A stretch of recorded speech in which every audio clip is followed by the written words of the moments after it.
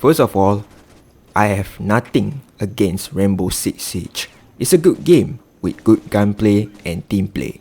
Love the destructible environment.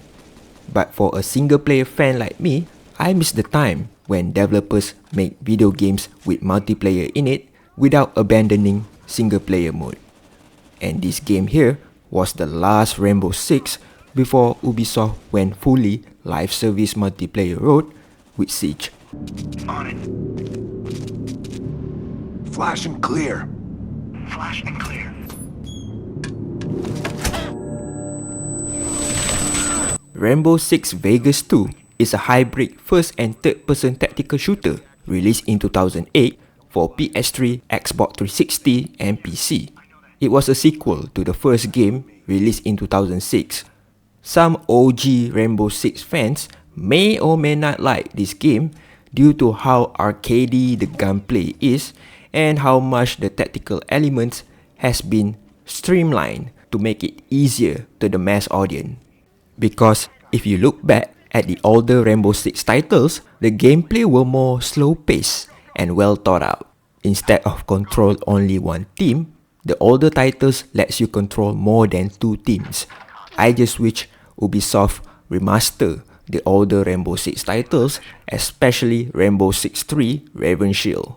Anyway, I still find Vegas 2 enjoyable and can still provide a challenging experience. Now let's get straight to the point. The story sucked. The main villain boring and generic. Also, there's some confusing parts to connect this game to the first game. I mean, most fans remember Vegas 2 for the gameplay and the customizations, not the story. Go down. Go! You play as Bishop, team leader for Rainbow Six. Bishop can give various orders to his team on the battlefield. I find it odd that they decided to go with 3-man squad instead of 4-man squad like previous games. Anyway, you can move your team anywhere on the map. Just point and go. But the important part here is always position your team behind cover. Don't put them out in the open. While in combat, you can give orders to your team to throw frag grenade, smoke or flashbang. But it can be quite tricky for them to throw at your pointed direction because sometimes they can miss. So make sure your team position are aligned with your pointed direction before give the order. Smoke there.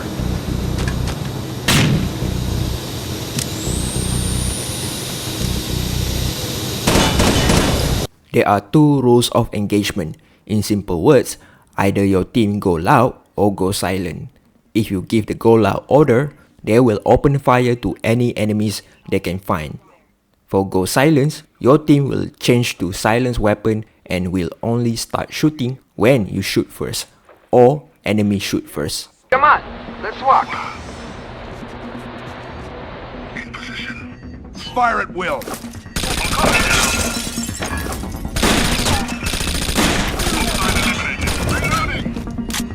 Return fire only. Don't worry, your AI team are smart because there were countless of times when I thought I was gonna die, but my team saved me. So make sure to lead your team right and they will got you covered. Room clearing. You will be doing this most of the time. Always treat every door as a threat. Use snake camera before enter because you will never know what's behind that door.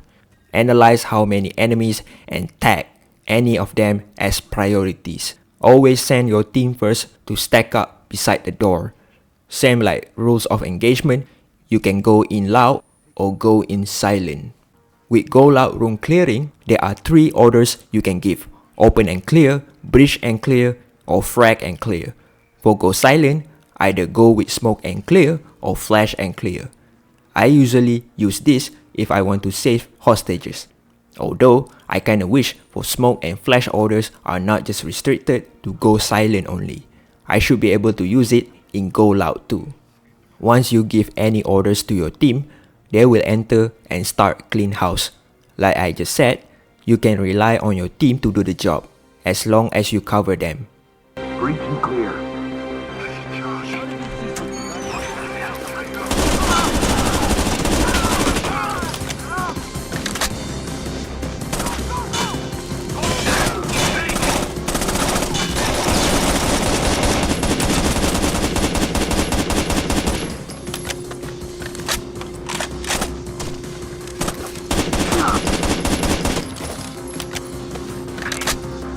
Sometimes you can do room clearing while rappelling too.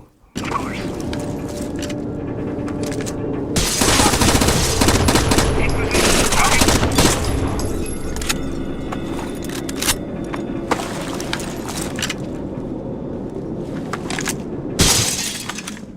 You can aim and shoot like you normally do in first person view, but once you enter cover mode, camera will change to third person view. The best part about the cover system is that you can do blind fire. It's funny because when you aiming, you need to consider the weapon's recoil. But when you do blind fire, the recoil is like non-existent. It's like you have power to surprise your enemies. Another thing that you need to be aware is that any thin woods or thin metals, bullets can penetrate. So enemy can shoot through behind your cover, but you can do the same to them. Also be cautious with enemies that use shotgun or revolver. These guys can one-shot you. Breach and clear. Placing charge. Aim for the hit!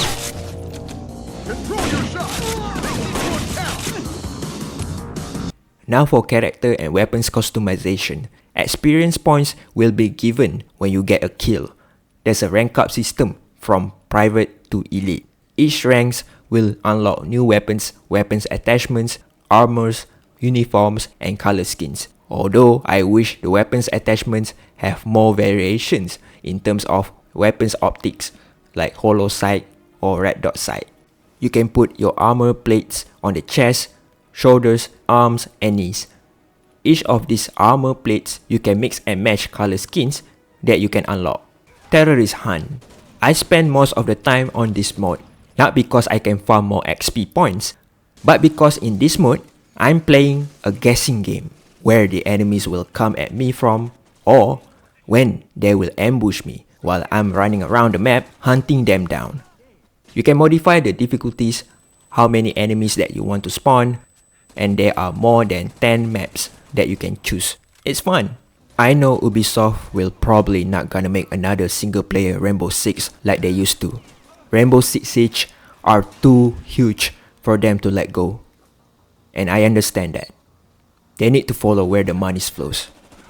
That's why I said Vegas 2 was their last single player Rainbow Six game. We could've got Rainbow Six Patriots, but that was history. If you like this video, don't forget to give a like and subscribe to my channel. Until we meet again, bye bye.